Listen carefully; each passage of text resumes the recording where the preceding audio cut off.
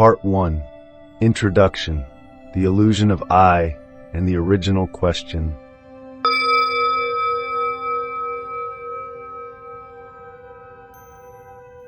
Are you sure you're living your life? Every decision you make, what you eat, who you love, what you fear, is it truly yours? Or is it a program running silently in the background, coded by genes, culture, advertising, algorithms, and childhood memories you never chose? If there is one line from the Buddha that still shakes the foundation of human thought, it is, all phenomena are without self.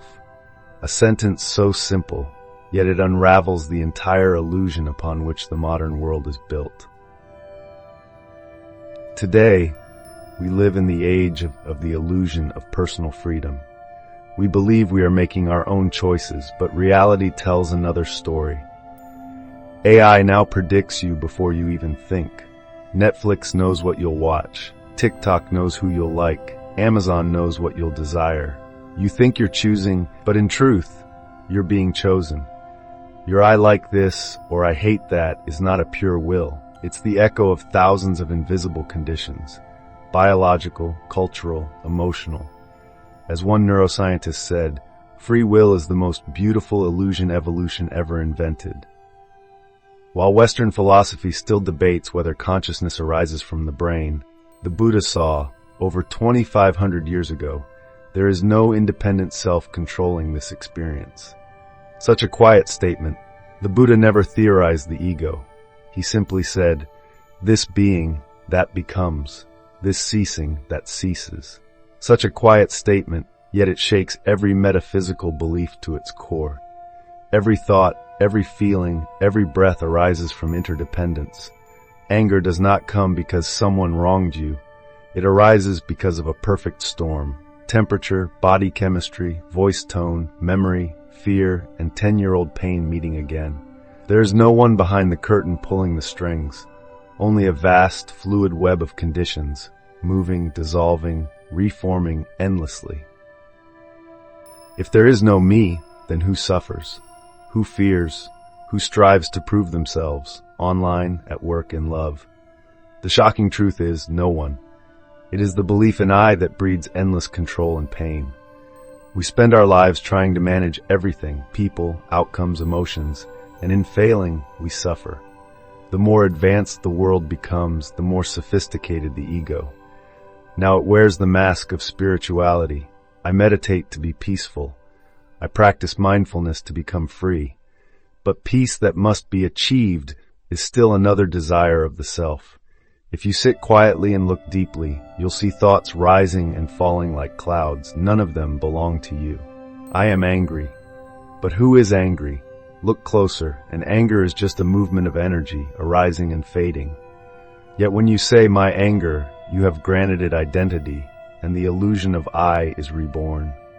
Seeing this clearly, that is the beginning of freedom. There is no one living, only life living itself. There is no one breathing, only the breath, breathing. And when you realize this, you don't disappear, you expand. The I is no longer a lonely speck in the universe. It is the universe reflecting itself through you. Part 2. Seeing Dependent Origination. Nothing exists independently.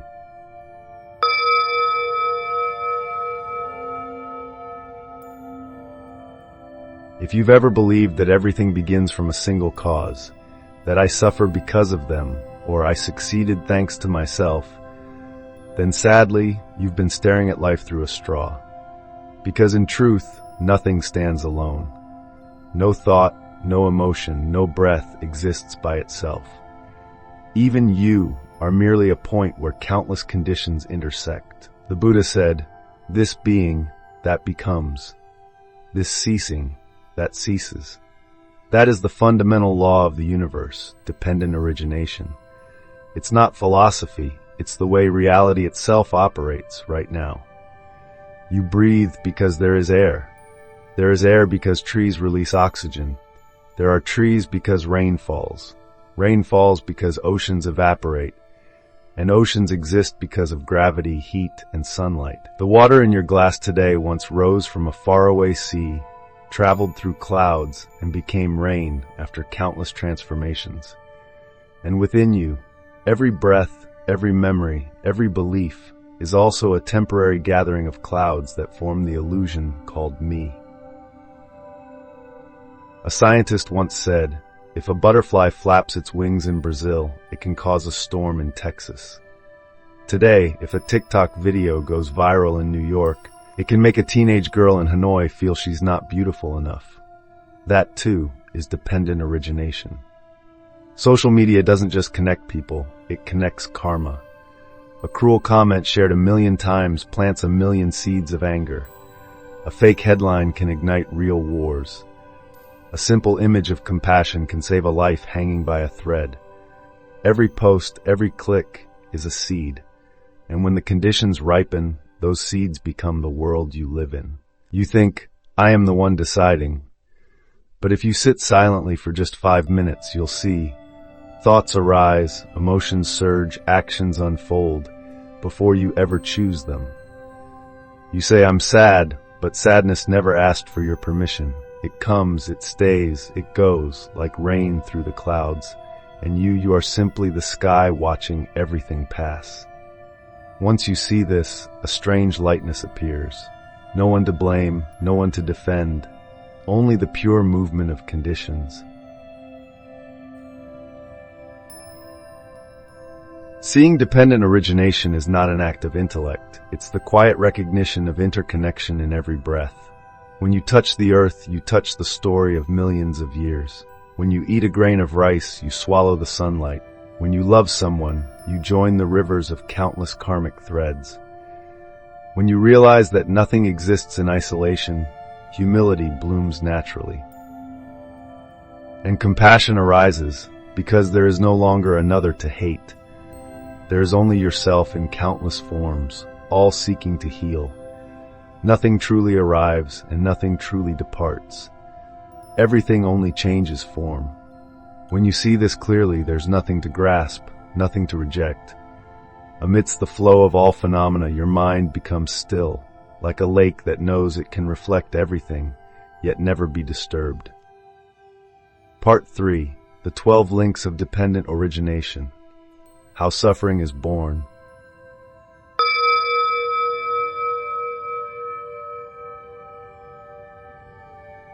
Have you ever wondered, why do we keep repeating the same suffering, even after learning, promising, and changing? It's not weakness. It's not karma haunting you. It's because an invisible machine is running your life, the chain of 12 links of dependent origination. This is the Buddha's anatomy of suffering, the precise map of how a single moment of ignorance gives birth to an entire lifetime of pain. It begins with ignorance, avidya, not the absence of education, but the blindness of not seeing reality as it is, the illusion that there is a me, a you, something right, something wrong. From ignorance comes formations, sankhara, our automatic reactions, judgment, attachment, fear, calculation. Like algorithms in your brain, they run without awareness. Someone insults you, you flare up, defend, withdraw. Not because you choose to, but because the program was written long ago. From formations arises consciousness, vinya, the split between the one who feels and what is being felt. The moment this division appears, the ego is born. From consciousness comes name and form, namarupa, mind and body, thoughts, intentions, memories, sensations, all organizing into a person. Name and form gives rise to the 6 sense bases, sayatana, eyes, ears, nose, tongue, body, and mind. When these 6 doors open, contact, phassa, happens. The world rushes in, sight, sound, smell, touch, idea. From contact comes feeling, vedana, pleasant, unpleasant, or neutral. And here the crossroads appears. You can watch it pass or turn it into a story about yourself. If awareness slips, craving arises. The hunger to keep the pleasant and to escape the unpleasant. From craving comes clinging, upadana, possession, identity, control. This is mine, This is my lover. This is my belief. Craving and clinging are two invisible hands that tighten around everything you touch. And from that grip, becoming Bhava is born. The sense of a self that must achieve, defend, exist. Once there is becoming, birth jati inevitably follows. Not just physical birth, but the constant rebirth of the ego in every moment. Every time you say, I am angry, a new I is born. And everything born must die. Birth leads to aging and death, Jaramara, and suffering begins again. Each time an identity fades, you feel as if you are disappearing. Look around today. A social media post, that's contact. The rush of likes, that's feeling. The craving for more, craving. Defending your online image, clinging. Your digital persona, becoming. Then one negative comment, and that online self dies. You feel pain, humiliation, collapse. There is no hell more suffocating than a threatened ego, and no heaven more fragile than the illusion of being admired. The 12 links are not distant doctrines. They unfold in your heartbeat. When you see clearly that each reaction arises not from you, but from ignorance and conditioning, the chain begins to dissolve. Liberation doesn't mean attaining anything. It means seeing what's operating and no longer being its puppet. When one link falls away, the entire chain collapses. You don't destroy suffering, you simply stop feeding it. Like someone holding a burning rope, the moment they feel the heat, their hand lets go. Not from morality, not from discipline, but from understanding. That is the beginning of true freedom. Not freedom to do what you want, but freedom from the one who wants. Part 4. Seeing and dissolving, the mechanism of liberation.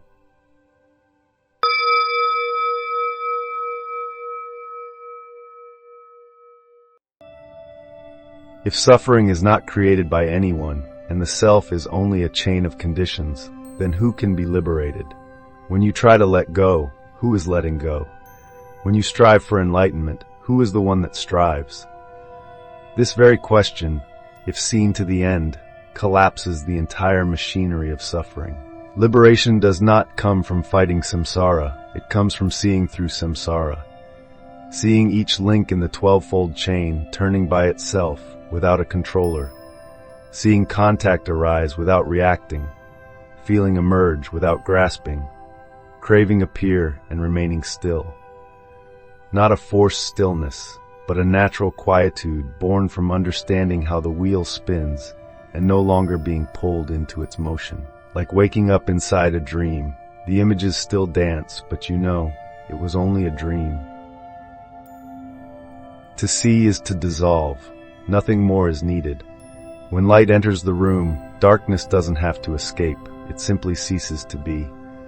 When the mind truly sees that every reaction is just conditioning, ignorance loses its fuel. It fades, not through struggle, but because it is no longer believed in. The self was never a solid entity. It was the echo of not seeing. And when seeing dawns, it doesn't die in pain, it melts in clarity. Today, people meditate through apps, find mindfulness on playlists, and even calm themselves through 8D sound. But awareness is not an app feature, nor a background soundtrack. It lives only in the moment you stop seeking. When Elon Musk speaks of uploading consciousness to the cloud, people imagine liberation from death. Yet digital immortality is not freedom from delusion. Every wish to transcend limitation is still the ego's last trick, trying to survive a little longer. When this is seen, you step out of the most subtle prison ever built. When there is no one left to attain, everything is attained. No seer remains, only seeing. No actor remains, only the natural movement of being. The mind no longer resists, no longer compares, no longer chases understanding. Like a still lake reflecting the whole sky, precisely because it no longer tries to reflect. Liberation is not a state of happiness. It is the end of the one who wants to be happy. When you no longer ask, how do I awaken? You are already where awakening is. Because in truth, no one was ever bound. There was only the illusion of a prisoner. When that illusion dissolves, only pure awareness remains. Vast, centerless, and boundless. That is where the Buddha dwelt, and it is also where you have always been, simply unseen. Part 5. Anatta, freedom from the one who suffers.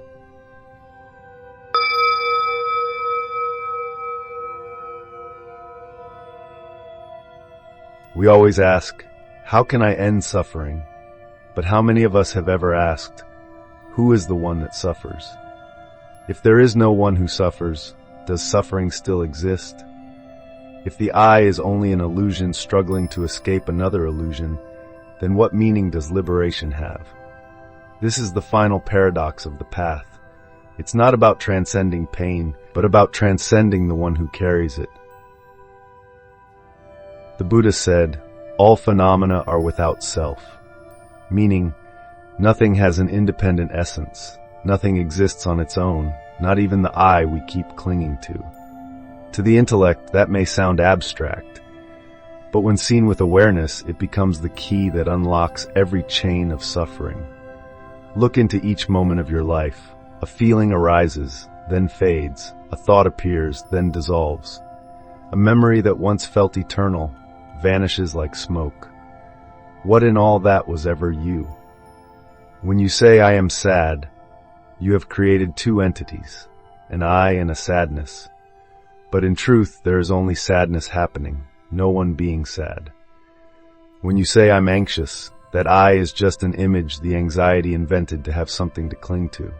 Every time the mind names an experience, the I is reborn, and every birth of I is a rebirth of suffering. This is the samsara of the ego, reincarnating hundreds of times a day without waiting for another lifetime. But then there comes a moment when you stop trying to escape sadness and simply see it without naming, without resisting, without anyone watching. Something astonishing happens. The sadness remains, but the one who was sad disappears.